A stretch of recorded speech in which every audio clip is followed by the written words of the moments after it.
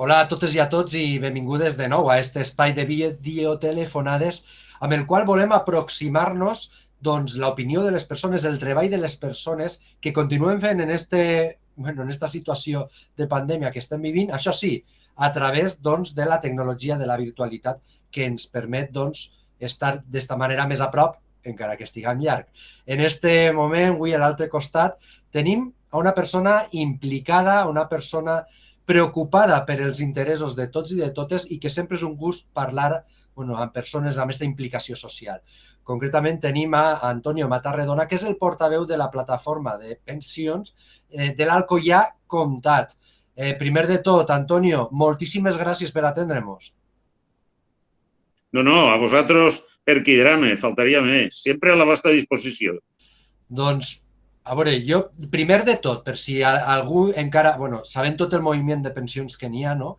I què s'està reclamant, però sí que m'agradaria, abans de començar, per si algú no coneix la plataforma i el moviment, explicar com va sorgir aquesta plataforma i quina va ser la motivació. Sí, anem a veure. Fa uns 3 anys, estant en el govern de president Mariano Rajoy, es van trobar en principi era una congelació de pensions i de sobte en una pujada, i el de pujar, ja que posar-ho en negrilla o entrecomillar-ho, una pujada de pensions del 0,25.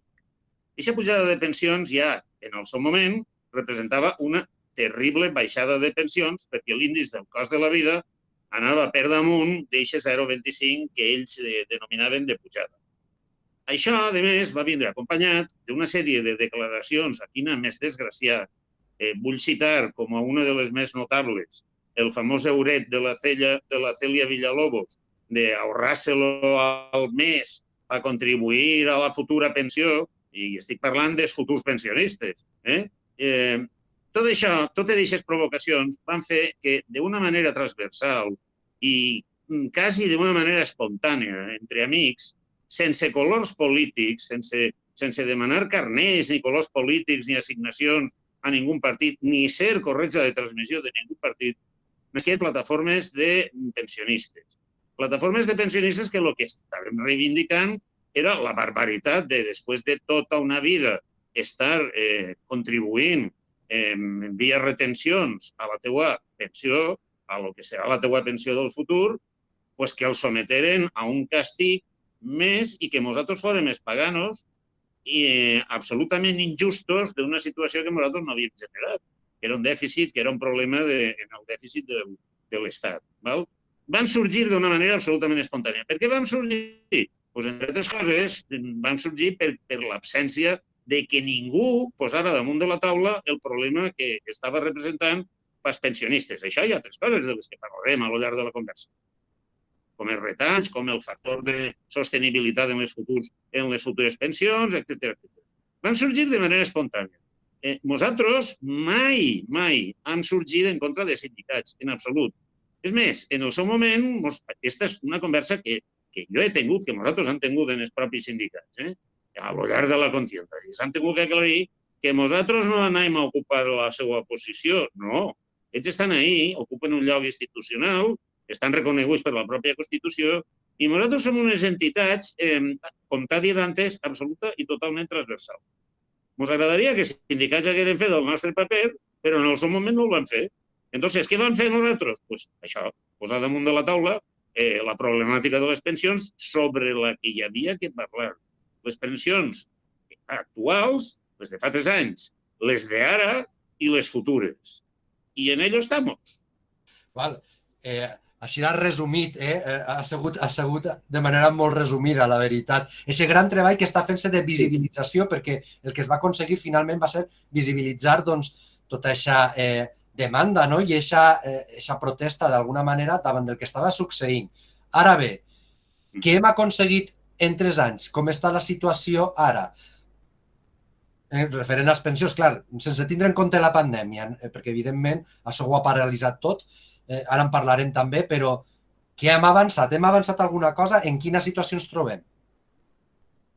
Sí, t'explico. D'entrada, passem del 0,25, passem del govern de Mariano Rajoy a un govern nou que s'autodenomina un govern de progrés, en el que des del principi deixa clar que una de les coses que hi ha que abordar és la reforma de les pensions. Cosa que nosaltres no sols entenem, sinó que és el motiu per al que estem així, per al que estem xerrant i per al que continuem xerrant. Bé, la nostra reivindicació també des del principi, des de l'origen de les plataformes, ha vingut sent el que les pensions foren reconegudes com a un dret fonamental i en el si de la Constitució. Les pensions estan en la Constitució, en l'artícul 50, però l'artícul 50 de la Constitució no és un artícul d'obligado cumplimiento. És un dels artículs de la Constitució que és desideratiu, desitja que les coses siguin com són. No. El que nosaltres volem és que siguin reconegudes com un dret fonamental i que estiguen arreplegades en la Constitució. Per què? Pues perquè això mostrau del joc polític. Nosaltres no volem ser moneda de canvi de ningú. Les regles del joc tenen que estar clares, sobretot pels que encara no són pensionistes. Nosaltres, jo ja soc pensionista i ahí està la meva pensió i estem lluitant més que per nosaltres, per vosaltres, per els futurs pensionistes. Què s'ha avançat? Bueno, estem en ello. S'ha aconseguit que diferents parlaments d'aquest país, inclús el nostre, inclús el del País Valencià, aproven el que les pensions siguin reconegudes com un dret fonamental. S'ha aconseguit que diferents ajuntaments de la zona, ho ha fet IBI, ho ha fet el CLAI, hagin reconegut les pensions com a un dret fonamental en la Constitució. Hagin reconegut el demanar-ho, perquè després d'això s'ha de dur a les Corts i s'ha de reformar la Constitució en aquest sentit. Això per un costat. Per un altre costat, què s'ha aconseguit? Bueno, doncs a martellades, traient a la gent al carrer, traient a la gent a les places, s'ha aconseguit, com t'ha dit abans, la desaparició del 0,25. Este govern ja ha derogat lo del 0,25. Però, clar, el que no queda encara del tot resolt i no queda clar és que, a banda de que les pensions estiguen arreplegades en la Constitució com a un dret fonamental, d'una manera ineludible i en el mateix pacte que està, que les pensions siguin revaloritzades d'acord amb l'IPC.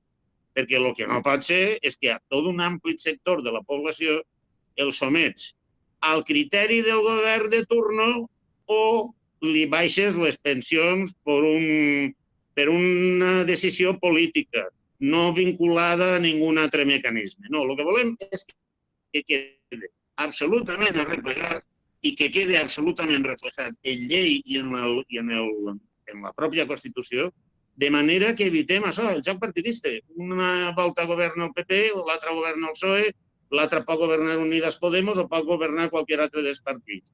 I no podem estar somesos a bandassos i a criteris. Vosaltres tampoc.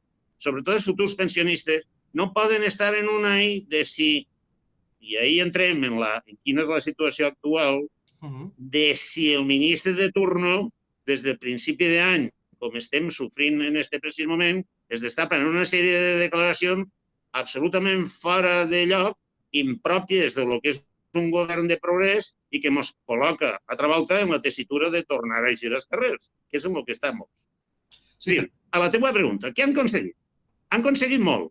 Han aconseguit estar ahí. Han aconseguit una força important. Vam omplir els carrers. Vam moure a M. Rajoy. Però continuem ahí. És a dir, tenim la capacitat de fer-ho el dia 25, el dilluns, de tornar a eixir al carrer. Nosaltres som els de maio del 68. Això s'ha dit. Nosaltres som aquells que van fer la famosa revolució de maio del 68 en França. És la nostra generació. No som efímeros. Se'n podem anar a casa o en casa ja estem i es quedem la mar de tranquils, no passa res. No ocupem ningú càrrec ni volem ningú càrrec més i els nostres egos estan ja perfectament satisfets.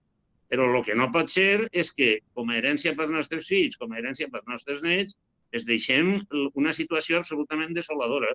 No se sap què va passar amb les pensions o, com hem dit i repetís, estan someses a uns tires i afloja que ja no són permissibles. Quina és la situació actual? Digues, no, perdó. No, sense cap problema, continuem. Quina és la situació actual, sí. Nosaltres, des del principi, primera, les pensions en aquest govern han passat tot un tràmit, que és que el govern vincula el canvi de les pensions, la reforma de les pensions, al Pacte de Toledo. El Pacte de Toledo és una comissió consultiva de les Corts, en el que estan representats els partits polítics. Però el Pacte de Toledo, i jo poso molt èmfasis altra volta en l'explicació, només és consultiu. Això vol dir que el que fa són consells, no canvia la situació. Això després té que passar pel tràmit parlamentari. Nosaltres, d'acord amb el Pacte de Toledo, no hem estat mai, perquè el Pacte de Toledo, cada volta que s'ha utilitzat, i l'anterior govern també el va utilitzar, s'ha utilitzat per fer-nos perdre el temps, com es diu en aquestes terres, no treure la mà del carabassí, i no avançar ni un pimiento. Però, bueno, ja que estan en ello, pues el Pacte de Toledo. La sorpresa és que es dona per acabat en la negociació en el Pacte de Toledo, es diu que passa ja a debatir l'articulat en les Corts, artícul per artícul de la reforma de les pensions, i d'un temps a aquesta part, el senyor Escrivà, el ministre de Seguretat Social, mos castiga dia sí, dia també, o bé en declaracions, o bé en filtracions de documents, que mos han descol·locat absolutament. Per dir-ho d'alguna manera, absoluta i totalment fora de lo que nosaltres entenem com un govern de progrés que té que tindre com a principal missió la protecció social de tots, dels espanyolitos i de les espanyolites. Aquestes declaracions són tan sumament preocupants que ens han tornat a moure. Si sumem que estava el tema de les pensions en debat, en el Pacte de Toledo, a l'aparició del maleït bitxo de la Covid, pues, en un percentatge molt elevat, nosaltres som persones de risc. I, a més, crec, i nosaltres estem molt convençuts d'això, que devem de ser terriblement exemplars en el tema. Llavors, baixem molt el to, perquè estem en què en el Pacte de Toledo la fumata serà blanca i tampoc serà del tot lesiu, repetir que contacten els sindicats, i no estem per la llavor de fer manifestacions i eixir al carrer, perquè el que està clar és que el prioritari en aquest moment, absolutament prioritari, és tallar els contagis, i per tallar els contagis hi ha que reduir les relacions socials.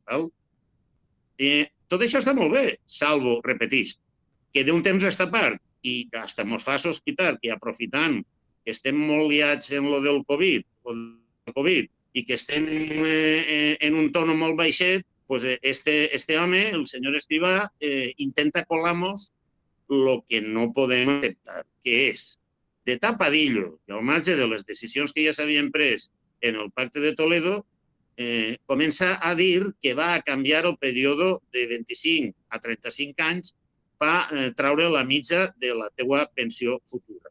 Bé, això, que pareix una medida d'una relativa transcendència, representa que a tu van a baixar-te la pensió, que està estudiat perfectament, més amunt o al voltant del 6,7%. Per una decisió exclusivament administrativa. Que damunt anem a allargar l'edat de jubilació. Que damunt no deroguem el factor de sostenibilitat, que el factor de sostenibilitat és una fórmula matemàtica que fa que quan també està estudiat que gent que en aquest moment està en l'entorn dels 45 anys, quan complisca la seva edat de jubilació i en 35 anys cotitzats, en 35, ara, perquè si el del ministre va avant no seran 35, seran 37. En aquest càlcul li baixen la pensió també aproximadament un 4,5%. I tampoc contenen això, es destapa en què està estudiant-se, però en visos de que s'aplique, una fórmula mixta de cotitzar les pensions, que és una part l'empresa, l'altra el treballador, mitjançant segurs privats. El sistema nostre és un sistema exemplar, el sistema espanyol. És un sistema exemplar perquè és un sistema de reparto. Les noves generacions estan contribuint a les persones que ja s'han jubilat, que a su vez han estat contribuint en les seues retencions, en les seues nòmines, en tot el seu temps laboral. És un sistema de repart. Si introduïm en el propi sistema i de manera oficial de segurs privats, el que estem és potenciant el negoci en les pensions. I això és nefast. Això s'ho pot permetir qui s'ho pot permetir. Si tu ens preguntes a nosaltres com a plataforma de pensionistes si s'oposem a segurs privats de pensions, el diré que no. Però el que no volem és que ens els imposen. És a dir, el que puga pagar-se un segur privat de pensions està en el seu perfecte dret de compensar la seva pensió futura en el seu segur privat de pensions. Però el que no poden és obligar-te en una espasa de Damocles en el bascoll a que tingues que sufragar un segur privat perquè això el que li dona és negoci als bancs i el que li dona és negoci a les companyies asseguradores. Perquè damunt on s'ha aplicat ha provocat una explosió social, en el cas d'Argentina. Perquè, a més, en el nostre cas, és trencar absolutament el nostre model. I nosaltres no podem deixar d'apoyar al sistema públic de pensions. Igual, exactament igual, que estem aguantant i estem suportant, estem lluitant per una sanitat pública com cal. Ha sigut, no sé si ha sigut molt extens, s'han perdut o no. Ha sigut magnífic perquè en el breu temps que hem estat has fet un resum finalment de 3 anys i un resum del que està en aquest moment al peu del carrer, que no podem estar en el carrer per aquesta consciència que has dit, aquesta conscienciació, però sí que és el debat que està en aquests moments. Ha eixit un manifest ahir passat, que també ens facilitaves, sobre aquesta situació i sobre aquestes protestes, perquè encara que, repetim, no poden estar en el carrer, continuen estant. També entenen la situació i, com ha dit, suavitzant aquest to, però que la protesta està, gràcies per ser tan clar i explicar per a les persones que actualment estan rebent el sistema de pensions com a les que en un futur l'hem de rebre i saber per què està passant i què s'ha d'anar canviant. Gràcies de veres també per aquest treball, no? De continuar... Jo volia... Digues. Jo volia, Juan, si em permetixes, jo volia fer-te una petita matisació o incís. A veure, el que no es puga, no es pot, no és Déu. Nosaltres, concretament al COI, estem en un risc molt per damunt de l'extrem, en aquest moment amb la Covid. L'índice d'incidència del COI és el major en els pobles de més de 40.000 habitants per 100.000. No podem ni devem, però el dilluns 25 hi han convocades concentracions en la immensa majoria de les ciutats importants, no tan importants, cada plataforma, n'hi ha plataformes en pobles xicotets també, d'Espanya. La gent que puga, guardant les distàncies de seguretat, eixirà. I el que volem, per la via que siga, en aquest moment, a través de vosaltres. I vos donem les gràcies de totes, perquè en aquest moment per vosaltres sou fonamentals, perquè si no sembla que sí que estem en casa i no tenim cap resposta a aquesta situació. Sí que la tenim. I volem fer-li arribar al ministre que la nostra musculatura és lo suficientment poderosa com per omplir carrers i places. I li volem fer saber al ministre que aquest és el principi d'una llarga història quan no corregisca la seva trajectòria. Avui s'han desallunat en alguns artículs dient que el que diuen que ha dit no ho ha dit i que això no era així. Però això estava escrit i era imminent que s'enviara a Brussel·les. I no s'enviava a Brussel·les perquè empezaven a sonar tambores de guerra. I estos polítics, com els anteriors, saben llegir, saben fer les lectures adequades de les enquestes. I avui per avui, en aquest país hi ha vora 10 milions de pensionistes. I 10 milions de pensionistes, haig de dir de tots, perquè desafortunadament no venen tots a les convocatòries, però uns quants mils i mils, com ja hem sigut capaços d'ajuntar, pues vas a permitir-me l'expressió, però acollonen a qualsevol polític de qualsevol partit. La veritat és que és així. Gràcies per la teva matisació i per les teves explicacions. De veres, així és la situació i així l'expliquem i els mitjans de comunicació estem per a donar veu, evidentment, a totes les propostes i més en aquests moments en què és difícil, doncs, bueno, les qüestions de manifestació, especialment ara en els nostres pobles. Doncs, Antonio, moltíssimes gràcies i sempre oberts a qualsevol tipus de suggeriment o d'entrevista que tinguem que fer o qualsevol cosa que tingueu a dir. Moltes gràcies de veres també per la teua explicació, que ha sigut, la veritat, que pense que molt pràctica i molt visual. A la vostra disposició sempre. I un salut molt afectuós a tots els companys. Enviar, més concretament, tenim a moltíssima gent i som grans amics. Moltíssims, moltíssims abraços a tots i a totes i a tots. Cuideu-vos, cuideu-vos. Quedeu-se en casa. Intercomarcal Televisió. Per a tu, per a tots.